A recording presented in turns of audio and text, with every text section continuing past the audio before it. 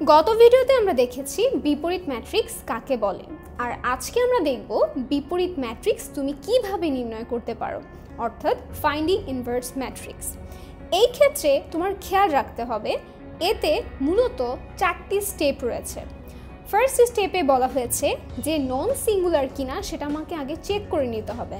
এখন non singular বলতে কি বোঝাচ্ছি, কোনো একটি ম্যাট্রিক্স যদি তোমার দেওয়া থাকে, সেই ম্যাট্রিক্সের মানটি যদি আসলে শূন্য হয় তবে সেটি আসলে সিঙ্গুলার হয়ে যাবে, সিঙ্গুলার ম্যাট্রিক্স। এবং যদি শূন্য ব্যতীত অন্য কোনো পূর্ণ সংখ্যা আসে, সেটি ধনাত্মক বা ঋণাত্মক যাই হোক না কেন, তবে আমরা সেই ম্যাট্রিক্সকে কি বলবো, সেটি হবে আসলে যে কোনো নাম্বার হলে হবে আসলে নন সিঙ্গুলার।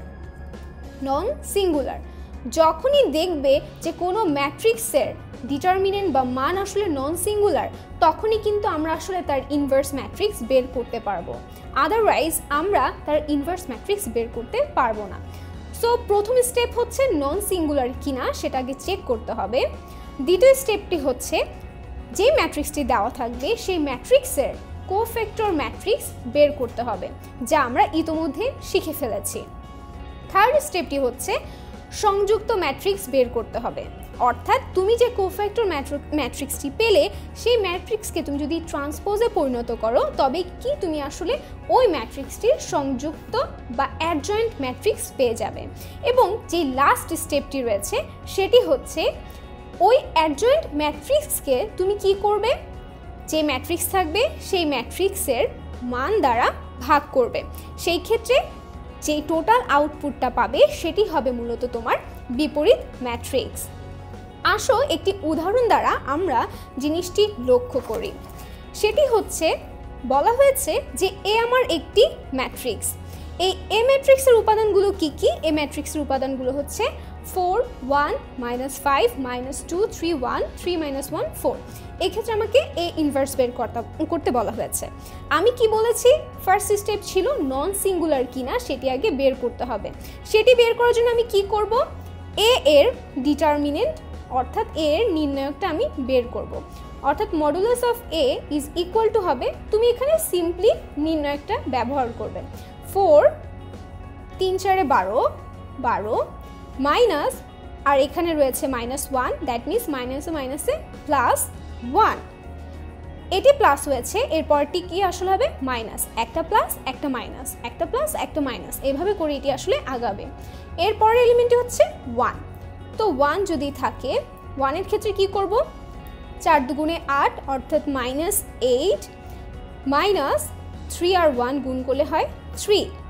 দেন হচ্ছে এটি ছিল প্লাস, এটি ছিল মাইনাস, এরপর কি হওয়ার কথা, প্লাস হওয়ার কথা, কিন্তু দেখো এখানে কত রয়েছে -5, অর্থাৎ আমি কি বলতে পারি, প্লাস মাইনাসে মাইনাস, অর্থাৎ -5 ইন্টু -2 -1 আলটিমেটলি 2 এবং -3 ইন্টু 3 আসলে হচ্ছে 9।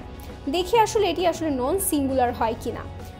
এখানে পাচ্ছি 13 4 13 52 প্লাস এখানে পাচ্ছি হচ্ছে মাইনাসে মাইনাসে প্লাস হবে 11 এবং মাইনাস রয়েছে, মাইনাসে মাইনাসে আলটিমেটলি আমি প্লাস পাবো 11 প্লাস এখানে পাবো হচ্ছে -7 এবং এই মাইনাস মিলে হবে প্লাস 7 ইন্টু 5 35। আলটিমেটলি আমি যোগ করলে কত পাচ্ছি দেখো তো, 98 পাচ্ছি। অর্থাৎ কি এই ক্ষেত্রে কিন্তু আমার আসলে 0 হয়নি, অর্থাৎ আমি অবশ্যই এ এর ইনভার্স ম্যাট্রিক্স বের করতে পারবো, কেননা এটি নন সিঙ্গুলার হয়েছে, নন সিঙ্গুলার। এবার আসো সেকেন্ড যে স্টেপের কথা বলা হয়েছে সেটি হচ্ছে এই ম্যাট্রিক্সের কোফ্যাক্টর ম্যাট্রিক্স, অর্থাৎ যে ম্যাট্রিক্স সহগুণক ম্যাট্রিক্সটি থাকবে সেটি বের করতে হবে। সেটি আমি কীভাবে বের করতে পারবো আমরা এর আগের ভিডিওতে দেখেছি, এখানে জাস্ট আমি বলে দিচ্ছি কিভাবে বের করব। প্রত্যেকটা উপাদানের জন্য উপাদানের জায়গায় আমি তাদের অনুরাশিগুলোকে -1 + j এই চিহ্ন যুক্ত করে যে ম্যাট্রিক্সটি পাবো সেটি হবে মূলত তাদের কোফ্যাক্টর ম্যাট্রিক্স।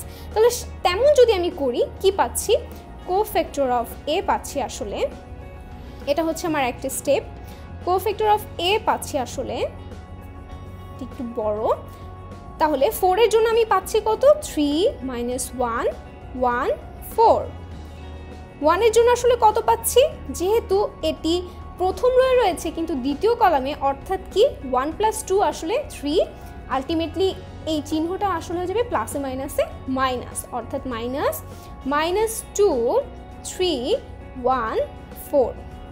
এরপরে -5 এর জন্য পাচ্ছি আসলে -2 3 3 -1, -2 এর জন্য পাচ্ছি -1 -1 -5 4।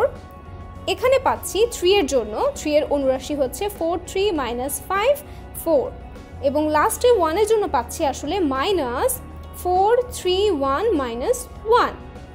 3 এর জন্য পাচ্ছি আমি 1 3 -5 1, -1 এর জন্য পাচ্ছি আমি -4 -2 -5 1, এবং সর্বশেষ যে এলিমেন্ট সেটা হচ্ছে 4 এর জন্য আমি আসলে পাচ্ছি 4 -2 1 3।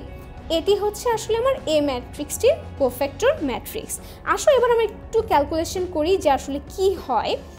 আলটিমেটলি এখানে পাচ্ছি, যদি তুমি ক্যালকুলেশন করো 3 4 12, মাইনাসে মাইনাসে প্লাস হয়ে 1 হয়ে যাবে, অর্থাৎ 12 + 1 পাচ্ছ এখানে, এখানে পাচ্ছ -8 -3, এখানে পাচ্ছ 2 -9, এখানে পাচ্ছ -4 -5, এখানে পাচ্ছি 16 + 15, এখানে পাচ্ছি -4 -3। লাস্ট যে রোটি রয়েছে সেটার ক্ষেত্রে আমরা পাচ্ছি 1 + 15 -4 -10 12 + 2। এবার দেখো জাস্ট তুমি যোগ বিয়োগ করো, যোগ বিয়োগ করলে আলটিমেটলি আমরা কোফ্যাক্টর ম্যাট্রিক্স কত পাচ্ছি, 13 11 -7 1 31 7 16 6 অ্যান্ড লাস্ট 14। এটি পাচ্ছি আসলে কোফ্যাক্টর ম্যাট্রিক্স। এটি গেল আসলে আমার ধাপ 2। এবার আসো ধাপ 3 এর ক্ষেত্রে কি বলেছিলাম। ধাপ 3 এর ক্ষেত্রে বলেছিলাম আমি যেই কোফ্যাক্টর ম্যাট্রিক্সটি পাবো তাকে যদি আমি ট্রান্সপোজ ম্যাট্রিক্সে রূপান্তরিত করি, তবে আসলে আমি কোন ম্যাট্রিক্সটি পাবো, আমি পাবো সংযুক্ত বা অ্যাডজয়েন্ট ম্যাট্রিক্স। তো সেটি আসলে আমার কত, আমি যদি করতে চাই অ্যাডজয়েন্ট এ সমান আমি লিখতে পারি, এই যে উপাদানগুলো পেয়েছি তাদেরকে কি করব, আমি রোগুলোকে কলামে সাজাবো, অর্থাৎ 13 11 -7 1 31 7 16 6 অ্যান্ড 14। এবং আমার লাস্ট স্টেপটা আসলে কি, লাস্ট স্টেপটা হচ্ছে আসলে ইনভার্স ম্যাট্রিক্স বের করার যে প্রসেসটা। তো আমি কি লিখতে পারি, এ ইনভার্স সমান লিখতে পারি 1 / মডুলাস অফ এ, অর্থাৎ এ ম্যাট্রিক্সটির মান এবং অ্যাডজয়েন্ট ম্যাট্রিক্স। তাহলে দেখো আমি মান কত পেয়েছিলাম, 1 / মান পেয়েছিলাম 98, সো 98। অ্যাডজয়েন্ট ম্যাট্রিক্স কোনটা আমার, আসলে অ্যাডজয়েন্ট ম্যাট্রিক্স হচ্ছে আসলে এটা 13 11 -7 1 31 7 16 6 14। সো তুমি এই ক্ষেত্রে কি করতে পারো, প্রত্যেকটা এলিমেন্টকে 98 দ্বারা ভাগ করে দিতে পারো। তাহলে আলটিমেটলি তুমি কি পাচ্ছ, আলটিমেটলি তুমি পাচ্ছ আসলে যে এ ইনভার্স ম্যাট্রিক্সটি হবে সেটি পাচ্ছ 13 / 98, প্রত্যেকটা এলিমেন্ট আসলে কি হয়ে যাবে, 98 দ্বারা ভাগ হয়ে যাবে, 16 / 98 11 / 98 31 / 98 6 / 98 এবং সর্বশেষ হচ্ছে -7 / 98 7 / 98 14 / 98। এভাবেই কোনো একটা ম্যাট্রিক্স দেওয়া থাকলে তুমি খুব সহজে এই 4টে স্টেপ ব্যবহার করে সেই ম্যাট্রিক্সটির ইনভার্স ম্যাট্রিক্স বের করতে পারো।